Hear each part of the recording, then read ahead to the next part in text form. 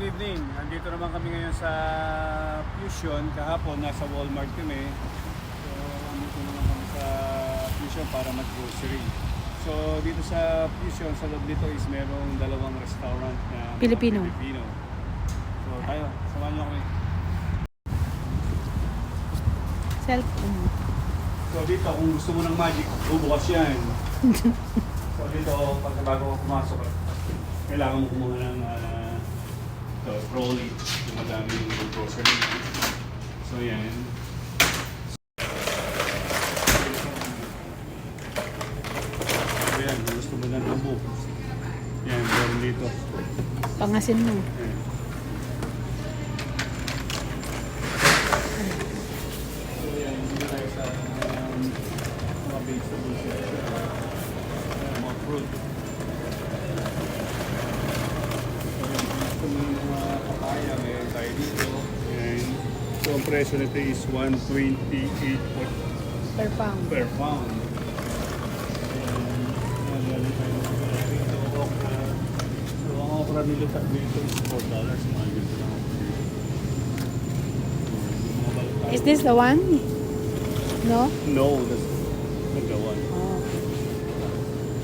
So yan, so meron tayong malaking langka. Gusto mo ng malalaking langka. So yan, yan. Ayan, Kaya nila yung mga bread. nagdidilig si Dudong. So, punta tayo Ayan o, guyabano.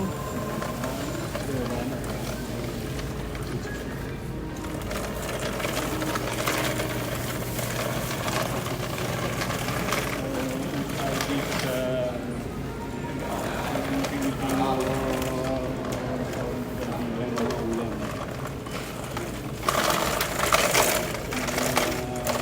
bangus na pinarito, Si Charo. may chicharon kung gusto mo. Yan. So, ito naman tayo. Yan, niluluto si Manong ng mga sinigang dito. Yan.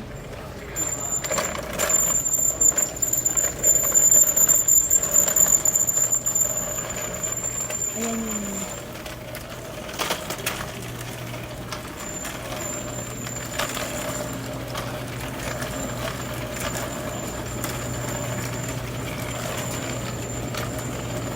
Yan pala labo. Can you give me one?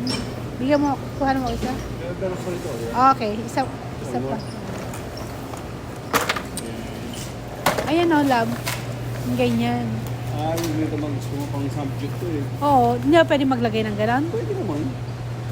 Ito pork ba ito? Ito pork, but Tingin ka ng, ay na, may beef. ano ba mas gusto mo ang beef? O Ikaw, pork? kayo. So bibili siguro tayo nito para panghalo. Kasi ang dinner namin ngayon is ramen. So wala kasi mga pork chashu. Oh, that's lamb. Yeah, that's lamb. Lamb beef. Beef. You want some beef or pork? It's up to you. Ikaw. So siguro din naman ba? This is more expensive than pork. It's $15. Oh, no, beef mas mura, 9. Mas malang lamb. Look, Oh, nga no. Sa, sa pork na lang tayo. that's ribeye. And the price of the pork is 8 point something. Ayan na lang tayo. Stick na rin siguro dito mas mura ng konti. So sa mga tropa dyan sa Pilipinas, kung mahilig kayo sa mga ulo ng kambing, meron tayo dito. Yan. Yan. So meron tayong pakalong kambing dito. So $10. Yan.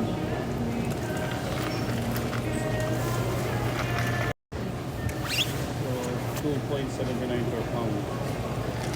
So frozen Newton.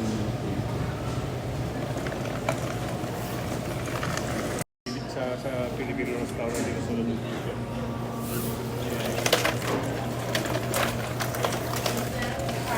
So yeah, gusto mo mga dinuguan, so ito meron tayo dito. So pangalan pala ng restaurant ng Tagpuan. Tagpuan. Magkano? Oo, Tagpuan. So meron tayong biko dito, pero 5.99. Gagawa na lang kami. Yeah, siguro gagawa na lang kami sa mga pamura.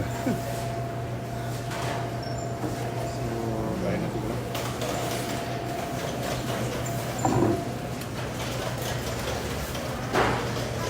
Ano?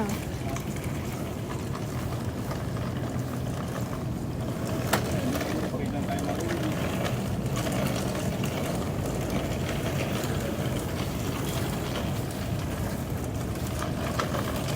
Wala tayo talaga.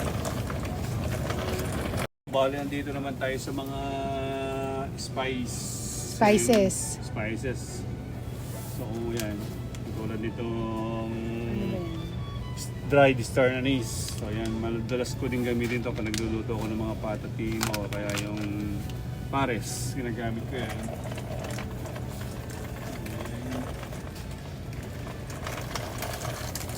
So, bali dito sa Fusion, ito is Chinese store. So, lahat Chinese ng, grocery. Chinese grocery. Halos lahat ng mga Filipino condiments, mga pagkain, nandito rin dito kami siya makikita. Yan, kung sasabi ka Ipakita mo lang yan, yung mga noodles. Kung namimiss mo magpansit sa atin, meron din dito mga bihon, Bulacan. So yan. So ang price niya is 3.99 bawat isa, Canadian dollar. So ano ba to? So kung nasasabi ko naman sa gulaman, meron tayong Mr. Gulaman dito. Kaya lang napakamahal po. Ayan, kaya lang medyo mahal siya, $10. Per box. 10.99 each Canadian dollar. Sa atin mura lang eh. 150 lang eh. Mahilig ka din sa miswa, magluto ng patola, meron tayo dito. Yan. Miswa from Bulacan. So yan, ito, meron tayong mga kanton dito. Kaya kung nasasabik ka sa kanton, ito, kung hindi na nagpapakanton si Mrs., pwede kang bumili nito para lutuin na lang. Ano ba? Joke lang po yun. So yan.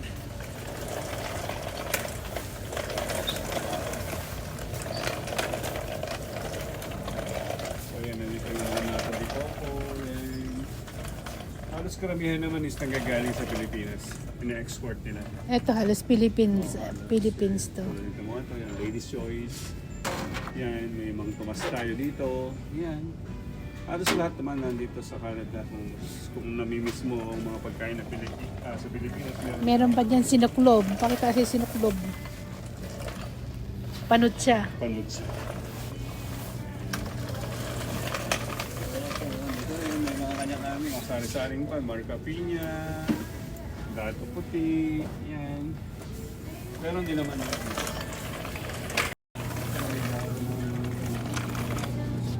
So, meron din tayong kamyas, mga frozen. So, ayan.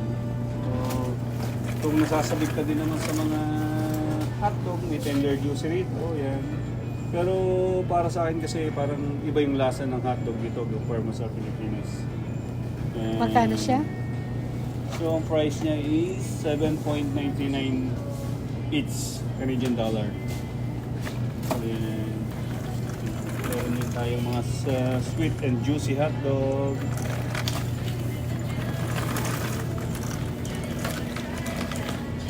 So may mga langgunisa rin tayo dito from Bulacan. Pero mostly ang binibili namin is yung mga bagyo. Bagyo. Masarap po Langgunisa, mas siya. masarap. So sa atin kumbaga yung dahon ng saging hinihingi lang natin sa kapitbahay. Pero dito bibilin mo siya. So ang price nito is kaya ang price nito $2.99. Yan. So kung gusto mo naman magdinuguan, so meron tayong nabibili ng mga dugo dito kung sasabik ka sa mga dinuguan. So meron tayong mga frozen. Yan. Bahay kubo for dugo. So blood. Yan. Yan. Meron din tayong mga langka, frozen langka. Kung gusto mo, kung sasabik ka ng magturon, lagyan mo ng langka. Siopaw. Kaya meron tayong mga siopaw dito. Mga siopaw dito. At naman dito halos ready to eat, ready to cook na. Yan. Pero hanggang maaari, iniiwasan po namin. Kasi nakakailan tayo hanggang maaari kung mag-iwasan na natin yung mga pagkain ng frozen food.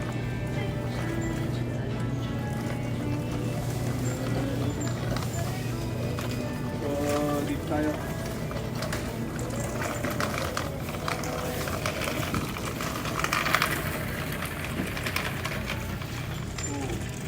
Pizzeria, meron dito. Snap. Parang Pilipinas na.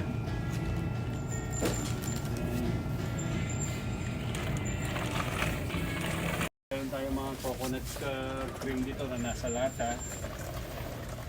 And Nakuha ka kaya ng ano, na, yan. ayan o, bamboo shoot. Saan ba yan? Ayan. Okay. Ayan. Labong. Ito yung labong.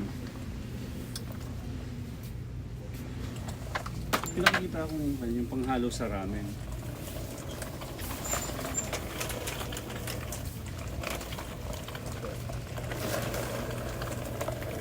So yan.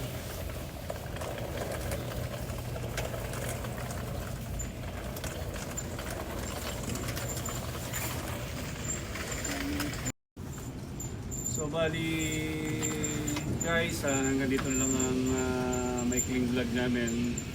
So siguro update ko na lang uli kayo sa mga susunod na mga vlog namin. So hope na nag-enjoy kayo.